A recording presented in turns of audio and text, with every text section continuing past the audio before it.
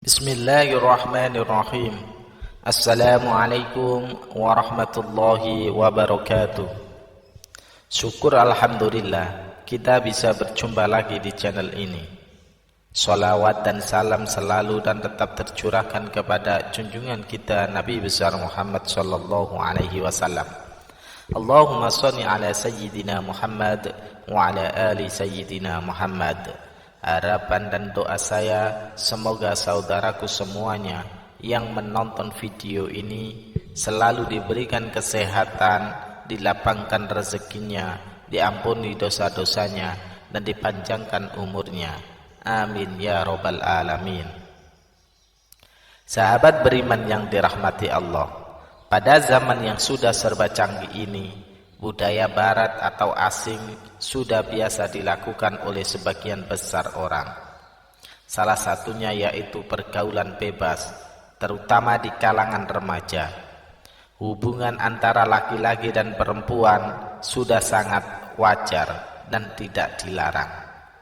Padahal dalam agama Islam, hubungan pacaran antara laki-laki dan perempuan sangat dilarang, karena bisa menjerumuskan pada perbuatan zina. Faktanya, saat ini sudah banyak gadis yang hamil di luar nikah, lantaran terjadi karena kecelakaan. Zina merupakan perbuatan keji yang dilakukan oleh pria dan wanita, dan terjadi persetubuhan di antara keduanya. Perbuatan zina adalah salah satu perbuatan yang dikutuk Allah subhanahu wa ta'ala, dan sebagai umat Islam kita dilarang atau haram hukumnya untuk mendekati zina. Zina itu sendiri dapat digolongkan menjadi dua golongan, yaitu zina muhson atau zina yang dilakukan oleh mereka yang sudah menikah, dan zina ghairu muhson atau zina yang dilakukan oleh mereka yang belum pernah menikah. Adapun hukumannya adalah dengan cara dirajam atau dilempar batu hingga mati bagi pelaku zina muhson, dan hukuman derah atau cambuk serta diasingkan 1 tahun lamanya bagi mereka yang melakukan zina ghairu muhson.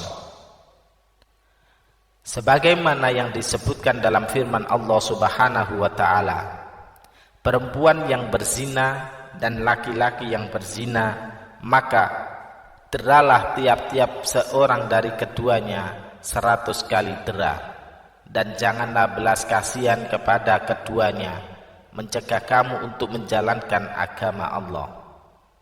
Jika kamu beriman kepada Allah dan hari kiamat, dan hendaknya pelaksanaan hukuman mereka disaksikan oleh sekumpulan orang-orang yang beriman. Al-Quran Surah An-Nur ayat 2. Dan terhadap para wanita yang mengerjakan perbuatan keji, hendaklah ada 4 orang saksi di antara kamu yang menyaksikannya. Kemudian apabila mereka telah memberikan kesaksian, maka kurunglah mereka wanita-wanita itu dalam rumah sampai mereka menemui ajal, atau sampai Allah memberi jalan lain kepadanya. Quran Surah An-Nisa ayat 15. Lantas, bagaimana cara seseorang jika ingin bertaubat dari perbuatan zina? Sahabat beriman yang dirahmati Allah, berikut ini adalah amalan penghapus dosa zina. Yang pertama, menyesali perbuatannya. Tidak akan terhapus dosa seseorang jika ia tidak mengawalinya dengan penyesalan. Rasa sesal yang dirasakan oleh seseorang yang berbuat zina dapat mengembalikannya pada jalan yang benar dan kembali pada Allah subhanahu wa ta'ala. Menyesali dosa yang pernah dilakukan dapat membersihkan hati dan memantapkan niat. Jika rasa sesal itu dijadikan awal dan cambuk untuk bertaubat kepada Allah subhanahu wa ta'ala. Yang kedua, taubat nasuha. Jika ingin menghapus dosa apa saja, terutama zina, maka seseorang haruslah bertaubat dengan sungguh-sungguh atau taubat nasuha. Taubat nasuha adalah taubat yang sungguh-sungguh berasal dari hati dan dilakukan karena seseorang menyesali perbuatannya. Allah memberikan janji bahwa Ia akan mengampuni dosa-dosa hambanya yang melakukan kesalahan, sebagaimana yang disebutkan dalam firman Allah Subhanahu wa ta'ala pada surah At-Tahrim ayat 8. Hai orang-orang yang beriman, bertaubatlah kepada Allah dengan taubat nasuha, taubat yang semurni-murninya. Mudah-mudahan Rabbmu akan menutupi kesalahan-kesalahanmu dan memasukkanmu ke dalam jannah yang mengalir di bawahnya sungai-sungai pada hari ketika Allah tidak menghinakan Nabi dan orang-orang mukmin yang bersama Dia, sedang cahaya mereka memancarkan di hadapan dan di sebelah kanan mereka sambil mereka mengatakan, Ya Rob, kami sempurnakanlah bagi kami cahaya kami dan ampunilah kami, sesungguhnya Engkau Maha Kuasa atas segala sesuatu. Quran Surah At-Tahrim ayat 8. Lalu yang ketiga, sholat taubat. Sholat adalah salah satu amalan yang dapat mendekatkan diri kepada Allah Subhanahu wa ta'ala dan menghapuskan dosa. Seseorang yang ingin bertaubat atas dosa-dosanya dapat meminta ampunan lewat sholat taubat.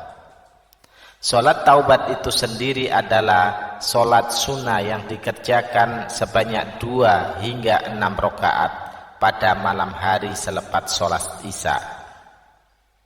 Dengan mengerjakan sholat taubat dan tentunya tidak meninggalkan sholat wajib, dosa yang dilakukan akan diampuni oleh Allah Subhanahu wa ta'ala. Sebagaimana yang disebutkan dalam Quran Surah Al-Baqarah ayat 222. Sesungguhnya Allah menyukai orang-orang yang bertaubat dan menyukai orang-orang yang mensucikan diri. Yang keempat, perbanyak zikir dan istighfar. Memperbanyak zikir dan istighfar pada Allah adalah salah satu amalan untuk menghapuskan dosa-dosa kita. Kalimat istighfar merupakan kalimat permohonan ampun dari Allah Subhanahu wa ta'ala, dan dosa-dosa seseorang dapat dihilangkan dengan terus menyebut nama Allah. Sebagaimana yang disebutkan dalam firman Allah Subhanahu wa ta'ala, dan juga orang-orang yang apabila mengerjakan perbuatan keji atau menganiaya diri sendiri, mereka ingat akan Allah, lalu memohon ampun terhadap dosa-dosa mereka, dan siapa lagi yang dapat mengampuni dosa selain daripada Allah, dan mereka tidak meneruskan perbuatan kejinya itu sedang mereka mengetahui. Quran Surah Al-Imran ayat 135. Yang kelima, melakukan kebaikan pada sesama.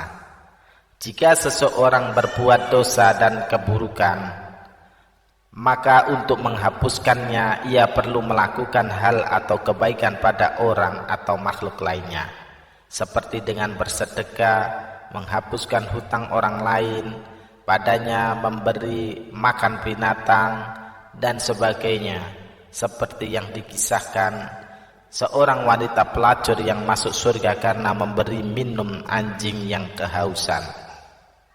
Yang keenam, berpuasa. Berpuasa adalah salah satu cara melatih hawa nafsu dan kesabaran kita. Puasa juga dapat menghapuskan dosa apabila dilakukan dengan sungguh-sungguh, terutama jika melakukan puasa sunnah seperti puasa Arafah dan Asyura. Kemudian yang ketujuh, memperbanyak membaca Al-Quran. Al-Quran dapat menjernihkan hati, dan membacanya tidak hanya mendatangkan ketenangan, akan tetapi juga menghapuskan dosa seseorang. Sebagaimana yang disebutkan dalam hadis riwayat Muslim, bacalah Al-Quran karena sesungguhnya ia akan datang pada hari kiamat untuk memberikan syafaat kepada pembacanya. Sahabat beriman yang dirahmati Allah, Demikian amalan-amalan yang dapat dilakukan untuk menghapuskan dosa zina. Seseorang yang melakukan perbuatan zina tersebut wajib bertaubat dan memohon ampunan kepada Allah Subhanahu wa taala. Wallahu a'lam bishawab. Demikian yang bisa saya bagikan, semoga bermanfaat untuk kita semua. Amin ya rabbal alamin. Assalamualaikum warahmatullahi wabarakatuh.